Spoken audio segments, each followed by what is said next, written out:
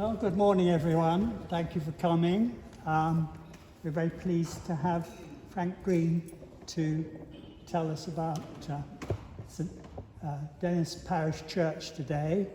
And without more ado, thank you very much. You. Thank you. And do mind the trip hazards. There is, as we have with all events, there are two things that one always say is we have no fire practice today that I'm aware of, because if we did, Anna would be telling me. And the other thing is, if you need to use toilets, up the steps here, through the Lady Chapel, down 2 steps, and then if you go down the long corridor, there are toilets off to the left. Well, it's always necessary to tell people where the necessary places are, so you don't get embarrassed and have to ask. I'm not sure how long this talk will last. I suspect if anyone's arrived by bus and needs to get a bus, I won't take umbrage if you have to disappear off outside. The other thing today is that, as you will see, the talk is being recorded, both my speech and also by being filmed. And the reason for that is that I'm unlikely to be here in September, when we always have the church open for Heritage Open Days. That's in early September. And so I'm hoping that Anna here and my other colleague Andy at the back are going to be learning a few things about the church that they may not have previously known. And then they will have the recording and the film which they can refer to and can use in the future if they need to. In fact, they may even end up showing it, I suppose. That would be more embarrassing for me than anyone else. My background here with this church is that I've been a member of the congregation here for more years than I care to think, and I've spent a great deal of that time, as my wife would tell you, trying to organise the necessary repairs and the use of this building over a long period. And our major programme of repair work took place in 2015, when we managed to get significant grant aid from Historic England and other charities and organisations. One way or another, with all the grant aid and the voluntary involvement, the major repair programme was somewhere in the region of about £200,000 worth of work. We do a great deal of the work on this site in a voluntary capacity. In fact, our vicar's father-in-law, Rod Rumble, he's part of our team that actually helped with the repairs. So this last winter, we decided that we had to actually reduce the costs of our electricity and fuel consumption on the site, and all the lighting through this building and in the church centre next door that is used on a very regular basis has been changed to LED, light emitting diodes. But this did require getting up to these points in the building, which you can see up here where there are lamps, and the same on this side, to replace the existing light units. What you probably aren't aware is at the back of the church, under a large red curtain, there is in fact a scaffolding tower that we borrowed from Highfield Church. And for many years we were linked more closely with Highfield, and so we have a relationship that allows us to borrow the scaffolding tower, bring it down here and use it for those high level works that we've got to take place. You may notice that behind, I think are you the chairman, sir? No, you're the secretary. Sorry, it's all right, I get a bit muddled. Behind you there's a couple of chairs in the pew there. The reason for that is we've had regular falls of ceiling plaster, and we had a very significant fall in that location, and at some point we've got to get the tower back in and get up and do a bit more inspection. But if you look carefully at the ceiling, you'll see where it's patched with a slightly lighter grey underboarding. And last autumn we had to, after the really hot summer last year, we had to actually get a scissor lift in here, 2.5 ton scissor lift. We had to put heavy duty plywood over floors. We had to take out pews, and there was about 2 inches either side of this device to get it between some of the pews. so we could get best part of 14 metres off the floor in here to put new battens under these sections of underboarding. The reason for that was that the plywood put in 2015 warped in last year's extreme heat. And so it was essential that we refixed much more securely those panels to stop any more plaster coming down. So anyway, that's a bit of the sort of repair programs we do. And also, of course, there's always in this building repairs on virtually a daily basis. You know, I go around on a Monday morning, oh, that needs sorting, oh, that needs sorting. The more you use a building, the more it is used, the more things can actually go wrong or need repairs. And I'm sure you all have exactly the same in your own houses and properties. Okay, so we'll move on. I've decided I'd start with Portswood. This is Highfield Church, Christ Church at Highfield. This was essentially the mother church in the 1840s to this area of Southampton. But actually, all of the churches in this part of Southampton came out of a much larger parish, which was South Stoneham. And when these new parishes were created, they took away some of the tithe income from South Stoneham, percentage, to provide enough money for a priest in these two parishes.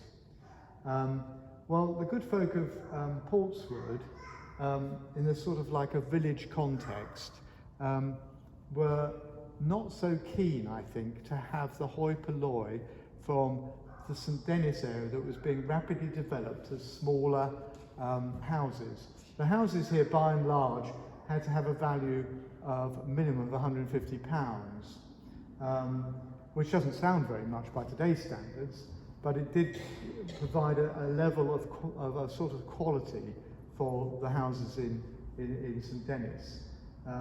But most of those houses were only perhaps 2-bedroom, and some of them were only 3-bedroom when they were being built in the 1850s, 60s, 70s and 80s. So the good folk of Highfield clearly thought another church down the hill would be an advantage. In the meantime, we just look at, as it were, the parent church and its interior. And it became obvious very rapidly at Highfield that that building wasn't sufficiently sizable for the increase in the congregation they were having at Highfield. And the church grew like Topsy, and it's a very awkward interior to that building. However, when they decided to build this church, they started with a plan that was obviously going to accommodate the size of the congregation they envisaged at St Denis. I have to say, of course, it could sit over 600 people when it was first built. If we have 60 at a congregation on a Sunday morning here, that's a pretty good congregation for an average service. So, and parts of Highfield, because they're so unusable, we end up like this, a furniture store at the back at the east end of the church. So, St Denis, Portswood, named after the priory that was originally here in the medieval period, that was suppressed during the reign of Henry VIII and was turned largely into a farm. And there were two principal farmhouses on the estate, one here at the site of the priory, just off Priory Road, and the other, many of you may know, as the old farmhouse down by the railway crossing at Northam. That's the other principal building. And you can see the dates actually written in brick on that particular building. What we don't know is why George Gilbert Scott, nationally significant architect, was chosen to design this church. I have some suspicions, but we haven't been able to prove the linkage yet. What I can tell you is that George Gilbert Scott came from both a family of clergy and bankers, that one of the principal donors to this church was a banker, and I'll probably say more about that a bit later. And indeed, when the south aisle was completed and a foundation stone was put in, the foundation stone was laid by Mary Sumner, wife of subsequently the Bishop of Guildford, whose father was the son of the Bishop of Winchester, and whose own son, Mary Sumner's son, was Hayward Sumner, the archaeologist and artist who lived in the New Forest. But Mary Sumner's father was also a banker, and you begin to wonder if there's some sort of connection between these various banking families that may have just encouraged the principal donor here perhaps to put forward George Gilbert Scott as architect. In the late 1860s, Scott was working excuse me. Scott was working on the restoration of the west front of Salisbury Cathedral, and by the 1860s it was quite easy to travel from Salisbury to Southampton on the railways, and significantly when the contract was awarded, the contract for the building of this church went to a Salisbury contractor, and that Salisbury contractor, Mr. Fulcher, he owned the brick pits at Harnham, and he also owned the timber mill there as well. And one suspects that because there was no middleman, he owned those two entities, that he could undercut everyone else's prices. Other builders would have had to buy the timber in, buy the bricks in. He no doubt could provide everything. So it may well be the bricks here were produced in Salisbury and came on the train. We don't know. We just don't have that information. However, as you will all know, Scott, much better known for the Albert Memorial, the Foreign Office, many, many other buildings, and over 300 churches and cathedrals throughout the British Isles and what is now the Commonwealth. And in the 1840s, he designed the then tallest building in the world, which was St. Nicholas Church and its spire in Hamburg, that, I'm not sure I should say this in quite this way, that we successfully bombed in the war, leaving just the tower and the spire. The rest of the parish was destroyed, and so they have never rebuilt that church, but those two, the tower and the spire, survived. And he was awarded that particular, it was a prize competition, he was awarded it. So it's the only building in Southampton designed by this major British architect. His plans and drawings exist in various places. This is a ground plan that exists in the archive of the Church of England, now in the new wonderful archive building in the grounds of Lambeth Palace, where we can now examine so many of the church documents from the different sources of the Church of England. And of course the thing there is, let's see if I can get this to work. Excuse me, I can't even see how my handhold is supposed to work. There should be. Ah, there it is, I've got it. As you will see here, it's just the centre nave, the apse, and the north aisle and porch. The south aisle didn't need to be designed because it's a mirror image, obviously, of the north aisle. But that is exactly what was built in the 1860s. And if we look round the building, much of what we see in the building today was designed by Scott, and I'll take you through some of those bits in a minute. Other drawings and bits exist. I'm sorry about the quality of this one here. It's in the Southampton City Archive. It was scanned many years ago. It's on tracing paper, but it shows the principal elevation on this north side. And you can see here, this is what the north side looked like in the 1950s. And this is what it looks like if you go down towards the river today and you look up towards the church. One of the other drawings is of the apse and east end of the building. On the right hand side we can see that, picking up this, we can see what the apse looked like in the late 1980s, when there was actually, of course, next to the south aisle a vestry and a link corridor. These elements were demolished to make way for the church centre next door, but the vestry was rebuilt as our church office, and the link corridor is to be seen, the elements of that are to be seen if one walks down the main corridor in the church centre. So there was architectural salvage and recycling. We're also lucky to have a watercolour that has to date from before the South Aisle was built. Basically, if you look at the right-hand side of this picture, there's that tree, and you can't see a building beyond it. And so what we have is what was designed initially and built by Scott, and so this predates 1889. The original of this particular picture is now in the City Archive. I deposited it a few weeks back, and we have a high-quality scan, which is in our vestry at the moment, of that image.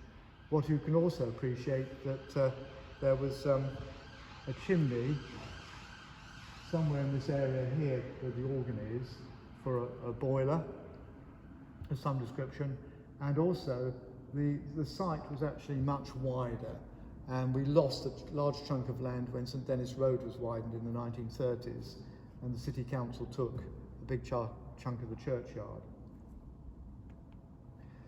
This is what the interior looks like, really pre-Second World War. And if you look carefully, you can begin to see there are gas lamps in these arcades.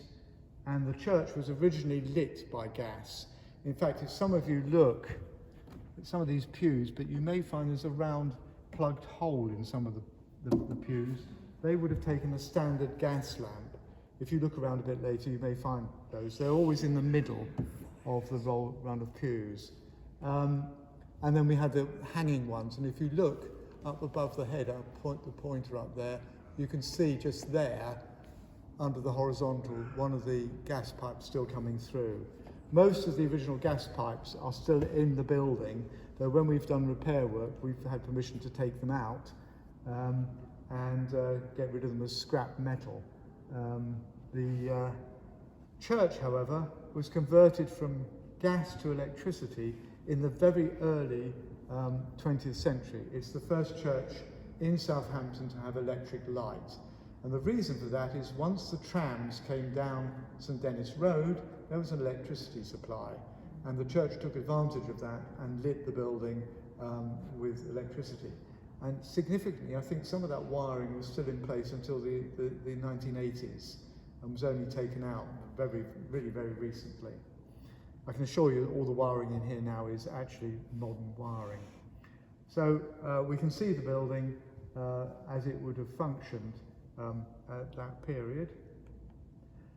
More recently, as you can see from what we see today, is we've taken out pews in the north and south aisles to increase the usage of the building. So on a Sunday morning after services, the area where we've got tea and coffee is widely used, and on other occasions. And on Friday mornings here, particularly in the winter months, food is given out that comes from the supermarkets, which is surplus food, and that's given out to people who need or require that food being provided. So the church is increasing, this space is increasingly being used for social purposes. In fact, sometimes it's quite difficult when one looks at the church diary to find a slot when someone can get in and do some of the repair work or other works we need to do. And in that sense, I think our Archdeacon said, this church, albeit a small community, punches well above its weight in terms of what we provide to the Southampton community. And that's what we envisaged when we started repair programs on the building and started changing it. And one of the major changes was the creation of the dais you see here. There was a smaller one built in the 1980s, but you couldn't move the piano out of the sight lines. And so one of our congregation, elderly congregation, when she died, her family gave us a fairly significant sum of money that allowed us to build the dais you see now. It was a combination of paying actually my builder and also then voluntary labour to get it constructed. The aim being that you could theoretically get a 60-piece orchestra on it through the building. The university, when they've used it in the past, on one occasion turned up with a 120-piece orchestra. Oh, we can't get them all night. Can you take some pews out at the front? We said, we haven't got permission for that. You just have to use the chancel and the Lady Chapel. I think the timpani ended up over there.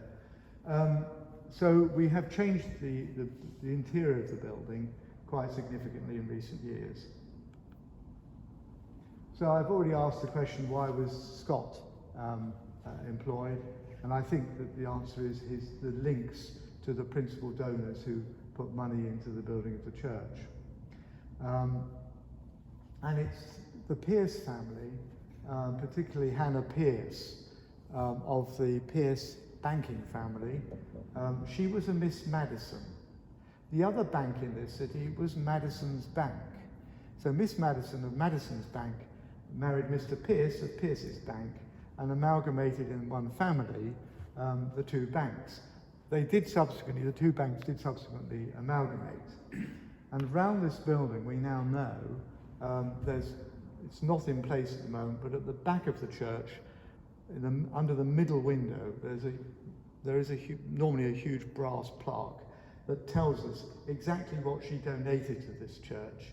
She paid for those west windows, and she paid for the east windows that were destroyed in the war.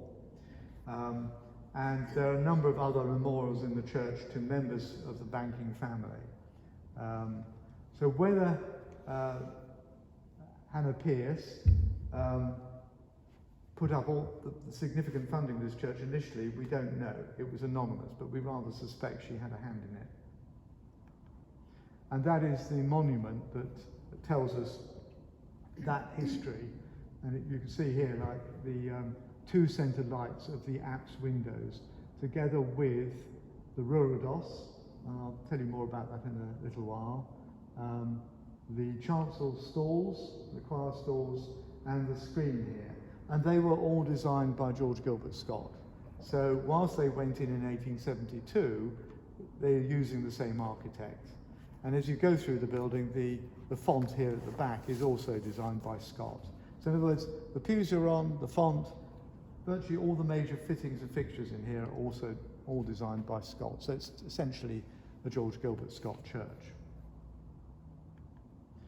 Well, just to add a bit more interest, the Pierce and Madison families are all buried in the Central Cemetery here in Southampton. And the only listed monument in the cemetery is this one here. The figure's sculpted by Mr. Lucas, or Mad Lucas, from Chilworth. If you haven't heard about Mr. Lucas, and I'm sure many of you may have done, he would come in on his pony and trap or whatever from Chilworth, with flailing arms and hair and everything, into the centre of the town. I think that's why they thought he was completely mad. But he was obviously a very skilled sculptor, and the family had enough money to actually get that particular monument created. It's very close to that particular chapel in the cemetery. So if you go and visit the cemetery, find the chapel and you can find the monument. And there is a plaque, as you can see there in front of it, explaining it. We are very lucky that, for example, the memorial windows in the church, the ones that I mentioned in the apse, are written up in the local newspapers. The local newspapers of the time, which have been scanned in recent years, are a wonderful source of detailed information. What we didn't have, though, was any clear indications of what the windows looked like, because they were destroyed in the war. Just a few weeks, about 18 months ago, when one of our elderly congregation died and the house was being cleared, her family found some pre-war photographs, large format pre-war photographs. And I've had to blow that one up, but you can begin to see what the imagery is, and it's Christ being baptized by St. John. And that would have been in the left-hand window. So again, it's you can see here, if you read it, obviously, that the windows were given in memory of William Selwood, a valued, a faithful friend and member of staff of the bank, Messrs. Madison. So again, you can see this link with the bankers. And this is one of those large format pictures that I mentioned, and you can begin to just make out what the windows look like either side of the Reredos. You can also see how this east end was configured, and the interesting embroideries. In fact, after I've given the talk, I will get some of those out and put them in the choir stalls, because we still have some of those 1870 embroideries, and they have been, some of them have been remounted fairly recently. We still also have the banners, but these are now stored away in acid-free tissue in our archive store. They're quite delicate, and they'll be very, very expensive to renovate. What you can also see here is that above the windows in the chancel there was decorative detail. What's not so obvious, if you can make out that detail, it's now just showing brickwork, is in fact that was actually on hessian, and it's painted on hessian. It's not actually plaster. And later the Lady Chapel was dealt in the same way. So hessian was applied to the wall, was painted to give an impression of painted decoration. And it may well be that it was, the view was that actually eventually those areas would be plastered and then painted to match. Never happened. In fact, actually a number of things didn't happen. Amongst the original concepts for the choir, the ceiling you see with this amazing timber structure that looks a bit like an upturned boat was supposed to be panelled. So Scott in his original drawing showing it as being timber panelled. And then normally those timber panels would be painted and might have decorative decoration on the panels. But again, the church didn't have the wherewithal or the money to pay for those particular details. And very early on, when they were building the church, they decided they wouldn't build the belfry because they didn't have enough money. And so Scott designs a timber one as a temporary expedient. But actually when the church was consecrated, they had found the money and they put the belfry up with the two bells. Well, I say the two bells, they didn't have enough money for the bells in 1868. So the bells didn't go in until the 1880s. I think I've got a slide perhaps a bit later. This is how the church looked in the 1980s. You can see that we still had the banners in place, but their position has shifted. There's a small dais here, and obviously the pews you're sitting in. What you can't see was the fact that the side aisles were still all filled with pews, but they only tended to get used at Christmas or for a very large funeral or wedding. And so I think the changes have allowed us to use the building much more widely. If we look, and when you go round, you'll see the wrought ironwork of the low screen at the chancel arch and the polished stones, all designed by Scott. If you go to the Victoria and Albert Museum, the Hereford Cathedral screen is now in that building. And whilst this is a replica, the plinth it sits on, it's a dead ringer for the plinth we have here. And you can also see the nature of the decorative metalwork. And again, this is what one would see in many of these places. If you go and visit the museums where the metalwork has been salvaged from cathedrals and other places that have been altered in the 1960s, when people really didn't like too much of the Victorian interiors. I can remember being taught by, as a student in the 1960s, by an individual who hated anything Victorian.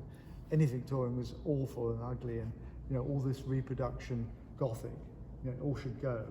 And of course, people like John Betjeman were really fighting for the retention of buildings from the 1860s and 70s, which were barely 100 years old. And today we wouldn't think of losing these buildings, and invariably they're mostly listed. The choir stalls, which were also paid for by Hannah Pierce, I didn't know that they were designed by Scott until, of course, one read that memorial and read the newspapers. But I assumed they were because I'd found a similar set of choir stalls up at Ashbourne in Derbyshire, and they are very, very similar to the ones we have here. And so I just made the assumption they were by Scott until I found the later evidence. The Ruredos, which when I take the screen down you'll be able to see in greater detail, is made up of several components. And the earliest part of that screen are these three panels with the Agnus Dei, the Lamb of God, and the side panels in a particular decorative material. And we also have at the back of the church over here by the north porch this won't work over that distance, but there's a cross inserted into the wall. And it was only when going through the newspaper accounts that it became clear. We always wondered why there was a cross there. Is it where the church was originally consecrated? What's it doing there? And it may be where the church was originally consecrated, and it's just a memory of that. But it originally sat on the top of the screen. So this cross originally sat on the centre part of the screen. But the screen has then been raised with this large figure of Christ rising. Clearly it's the Ascension we're seeing, with angels on either side, and then angels either at the top. Quite an expensive piece of work, and again one wonders if that's being funded by Hannah Pierce to finish off the east end of the chancel. And who was the sculptor? Is this another piece of sculptural work by the sculptor that created the family tomb in the cemetery, Cockle Lucas?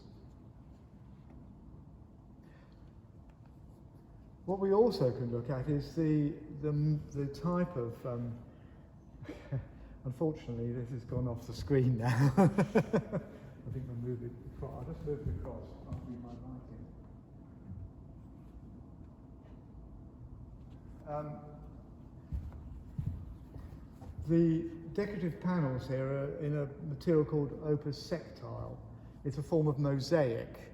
And it was developed by a firm of Powles and Sons at Whitefriars Glassworks in London, and again was widely used by Scott in many of his church buildings. And of course, when you wander around later, you can actually see the panels up at the east end. And again, you can see here the Agnus Dei panel, again with this opus sectile material.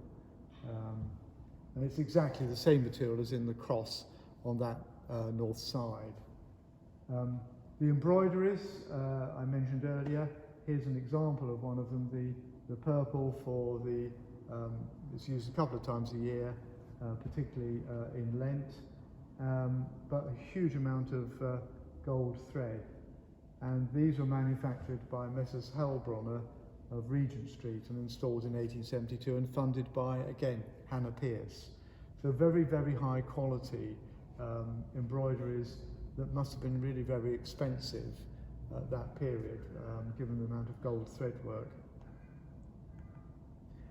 There are other features in the building. There's a credence table which is now being used over here in the bottom end of the north aisle. And I've often wondered, it's not listed in the design work that we've come across. And it may be that it's probably designed by Scott. It may be one of those things where the architect often makes a gift to the church of a particular item, and Scott did that and is well known for doing it. And I've often wondered if the credence table is a gift by Scott. The fact that it's used polished stone and the other decorative detail rather suggests it is designed by him, if not gifted by him.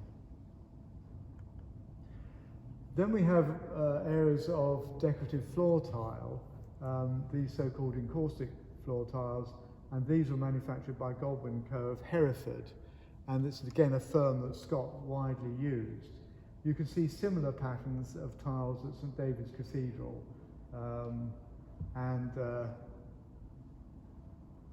so you know these are virtually dead ringers for the same thing. And then when you go around Scott buildings, you can see the same sort of tiles, but often slightly different patterns used around the country. We know the font was designed by Scott, again in polished stone. I have never got round to identifying all these polished stones. I'm sure that can be done one day.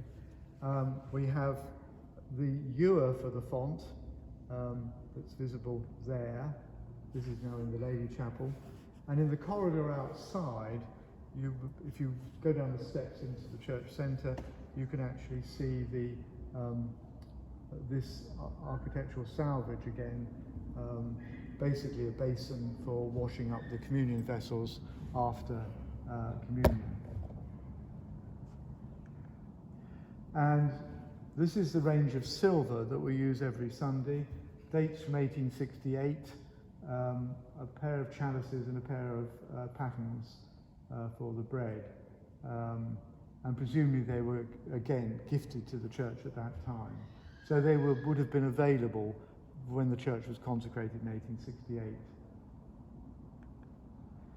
I had already mentioned that the completion of the church didn't take place till 1889, with the south aisle being completed at that time. And the newspaper accounts and other details indicate that the women of St Denis and Portswood decided that they would raise the necessary funds to pay off the loan for the completion of the south aisle. That is possibly why they got Mary Sumner, the founder of the Mothers' Union, to come and lay the foundation stone. Again, there must have been some connections, possibly between Hannah Pierce and others or whatever, to get Mary Sumner to come and lay the stone. But I don't know how much money they had to raise at that point. And again, that hasn't appeared in any of the accounts we've found, but it was probably a fairly significant sum. So you have to imagine this building, if you look towards the south aisle, that these arches were blocked with a wall. But they were not just blank. The windows you see here, the stonework, had been inserted into these spaces. So it was a well-lit building, but much smaller. And in 1889, the church was extended. Parts of the window, the stonework was dismantled and inserted where you now see it. And subsequently, from 1889, coloured glass, stained glass, was inserted into these windows. So, one of the things we have from that period is, in fact, the mallet that Mary Sumner used to lay the foundation stone. I was working in here doing some voluntary work just before Easter, the first year before when we got this dais constructed. And a gentleman turned up and he said, "Oh, would you like this?" I said, "Oh," and you could see the inscription on it. I said, "We'd be delighted to have it. How did you get hold of it?" And he said, "Well, my late wife bought it in auction." He said, "I'm a builder. She thought I'd like it, but I have no use for it." And he said, "I think it ought to be returned to this church." So it sits in our church safe. And so, again, a little bit more of the history associated with the 1889 laying of the foundation stone. I'd already mentioned this, the connections between Mary Sumner and the others involved. And from the 1889 completion of the building, we were again lucky to have, the south aisle cost $1,460. I did obviously discover how much it cost. Doesn't seem a lot of money by today's standards to complete the building. Again, we have one of these pre-war photographs showing the Lady Chapel and the oak screen put up in the 1930s. And we can see the 3 roundel windows at the top of the Lady Chapel. And curiously, because of the way the glass is inserted into that window, and it's a bit of a mishmash of different coloured pieces of glass, we had assumed that was made up of the bits of glass left over from the war damage, just to be made up into these roundels. But when you see those roundels in the photograph, you realise that's exactly how they looked in the Second World War. So why they're made up in the odd bits and pieces, your guess is as good as mine. The screen, the other screen in the Lady Chapel, looking across the building here, was carved in situ by Miss Hamilton in 1889, And she probably also did the carving on this credence table because it matches, and some of the other work in the Lady Chapel. It's not quite one would expect. It's not the sort of Gothic one might have expected someone like Scott to design. And the altarpiece is slightly later than 1889, and the painted decoration was actually painted by a local resident of St Denis. One thought it may have been one of the larger ecclesiastical supplier companies that provided the rest of the woodwork, but actually the panels were painted by a local individual. The screen that you can see on the entry to the Lady Chapel is in memory of a member of the Beer family, and there are quite a lot of other bits and pieces, memorials in the church to members of the same family.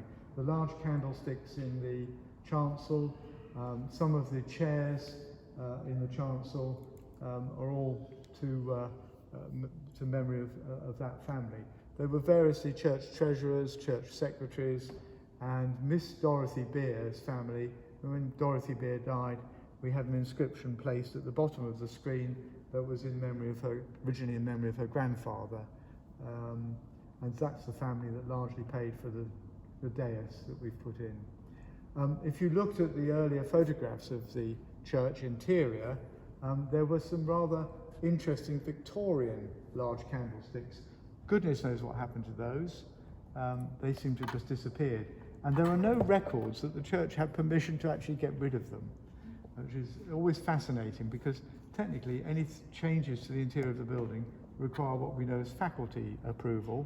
And it's quite an arduous procedure. It's like a planning application. And to get rid of things, you need a faculty, and to bring new things in, you need a faculty. And I'm just about to make a faculty application, in this case, to actually put a soakaway in the churchyard. So everything requires permission.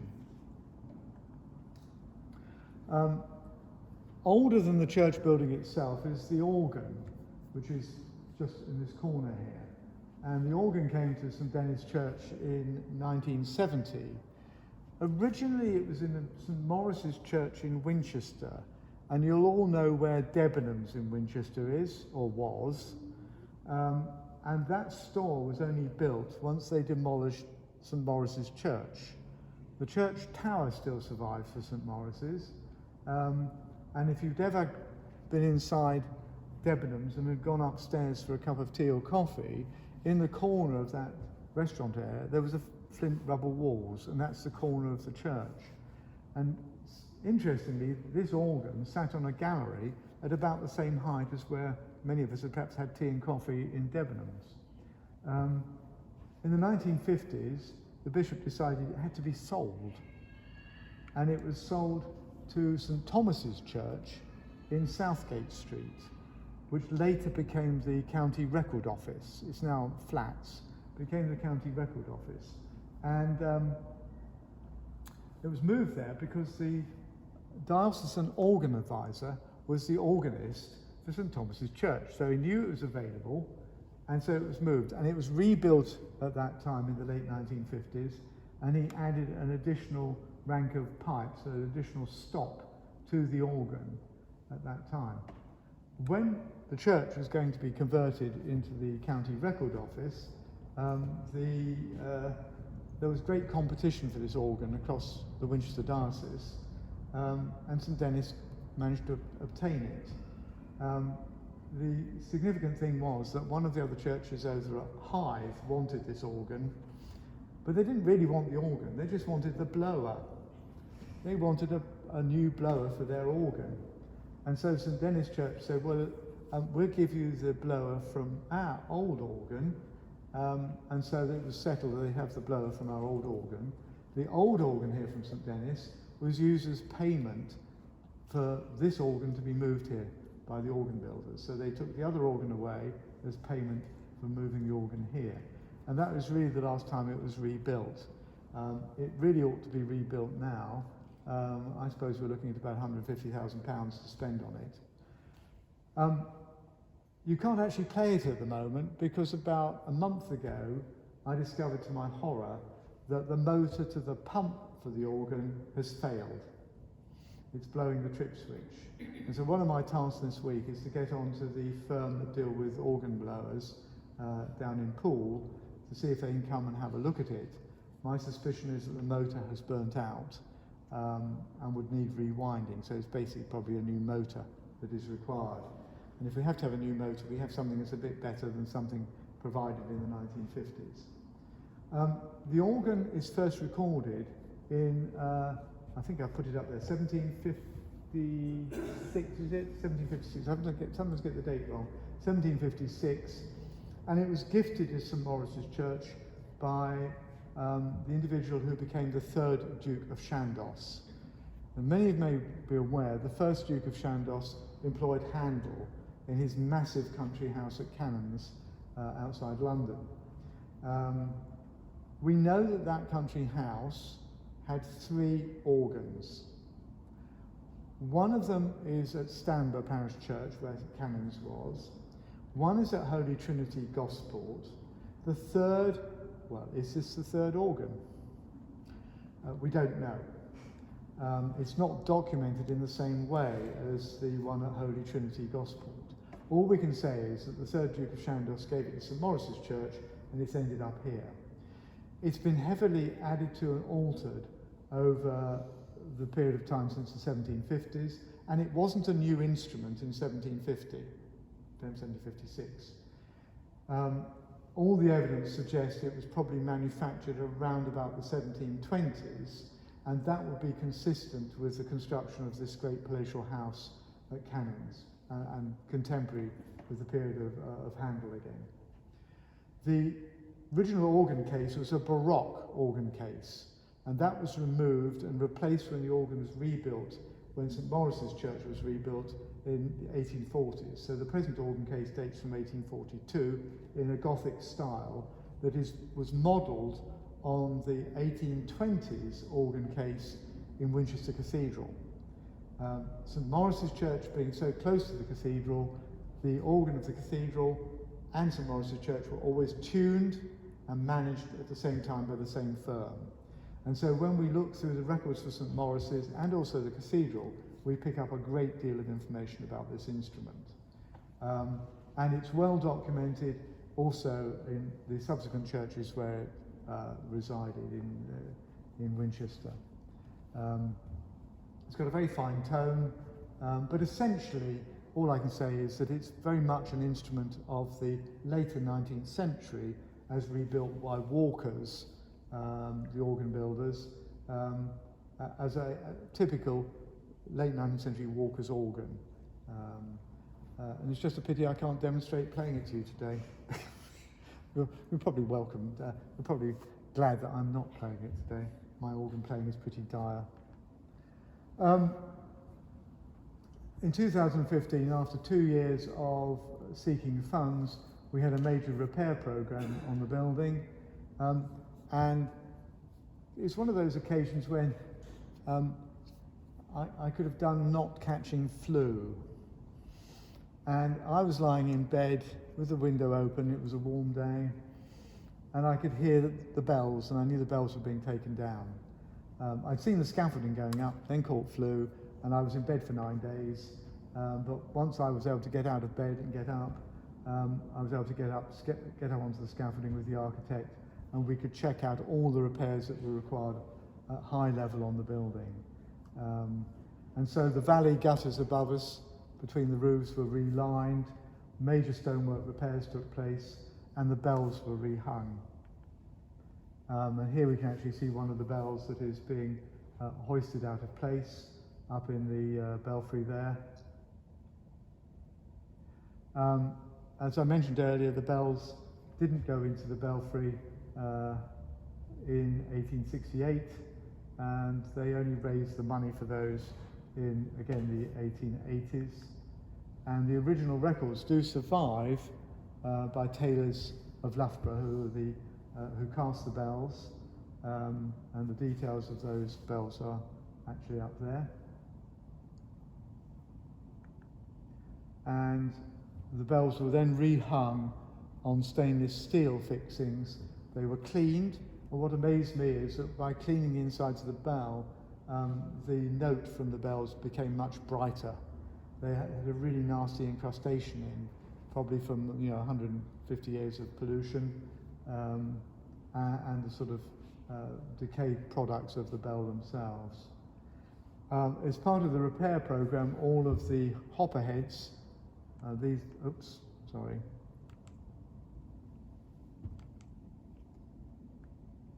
hopper heads here, they're all upside down at the moment, but they're all very similar to ones on the St Pancras Hotel designed by Scott.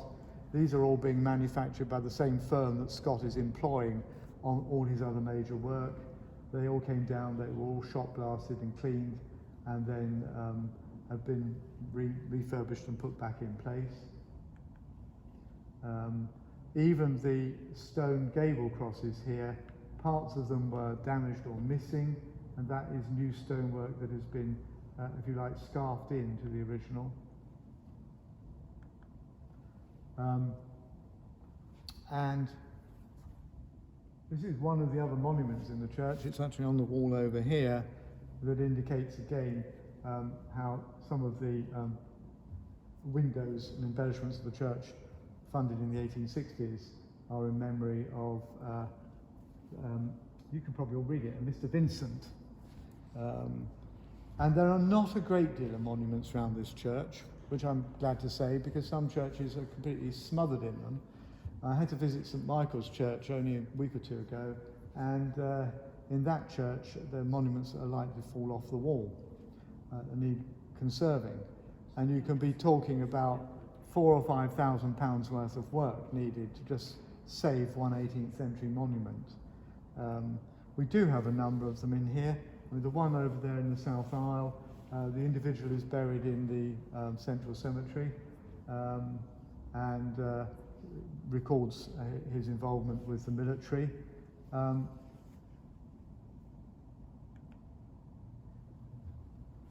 And the window next to it has the sort of soldier saints in it. If you look carefully, they've all got swords. In 2015, we had to have the windows repaired. All the west windows were taken out, completely re-leaded. This shows one of the young chaps at Sunrise Glass in Southsea doing the necessary re-leading of one of the sections of the window. What we discovered was that the outside of the window, they'd been cased in polycarbonate plastic and glass that was likely to fall out of place if we'd had a really significant gale. So it was really important to get those west windows re-leaded. And if you look back to the centre window there, behind it you can see the tree, but if you look carefully you'll notice that there are pale pieces of green glass randomly distributed. Originally that window had similar grey glass that you see in this north aisle, really of very low quality, put in the 1940s after the bomb damage. And so we had English Heritage said it might be a good idea to put a better quality glass in and actually distribute some colour through the window where we had lost the centre window in the war years. And so now when you look at that window, particularly in the summer months, you've got the green of the trees behind and the green in the window. And it gives a sort of impression that there is something there. The windows in here were all designed by Heaton, Butler and Baines of Covent Garden. The large window of the Calvary scene that we can see over there in the south aisle is the St Denis First World War Memorial, and the brass plaques below it have the details of all of those who died in the First World War from St Denis. We have a book with those that died in the Second World War, but they never added any more. There's no more room on those brass plaques to take the Second World War casualties. As I said, all the windows are by Heaton, Butler and Baines, mostly in this sort of Art Nouveau style, and they fortuitously survived the Second World War. There are one or two bits of damage, but But it's better to go around and actually look at them rather than me showing slides of them. And I mentioned this monument in the South Aisle, James Murray, Thomas Simpson, and it just gives a clue about, in some ways, the people attending St Dennis Church from the 1860s through to the end of the 19th century. One of our older members of the congregation said, "Oh yes, I remember seeing them coming to church in their carriages, horse-drawn carriages, because once the Cobden Bridge had been built and housing was being developed on the other side of the river, there wasn't a church there. The nearest church was at the top of the hill at Bitton. And so people came here to church across the bridge, the wooden Cobden Bridge. And so it was noticeable that when you look at the newspaper accounts of people attending church, it's civic dignitaries. It's the managing director of the company that then owned what became Debenhams in Southampton, who had a knighthood. So in a sense, it was a very different congregation than necessarily just from the St Dennis community, and people with some significant money.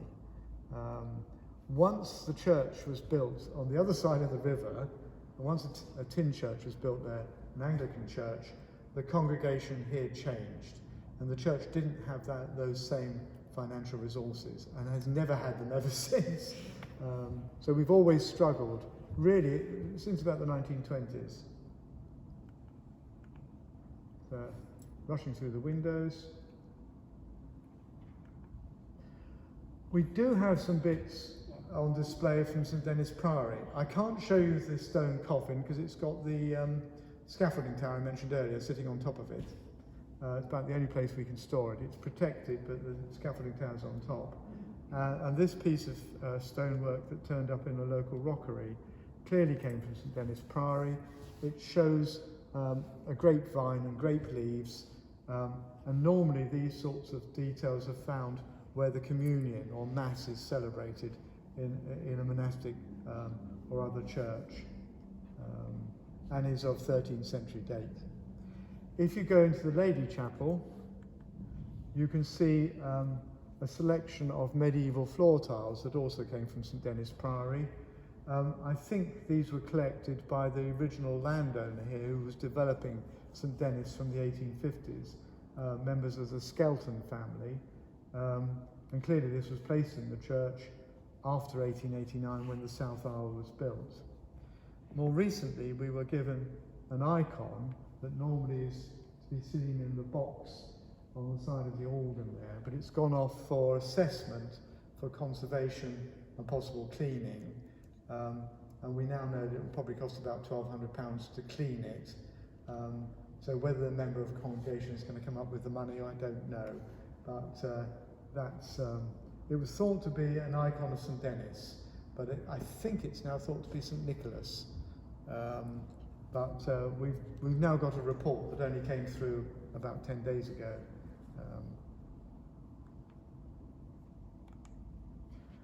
And this is the church as it appeared in the pre-war period from the south side. Very tidy churchyard. And we're trying to get back to that now with volunteers.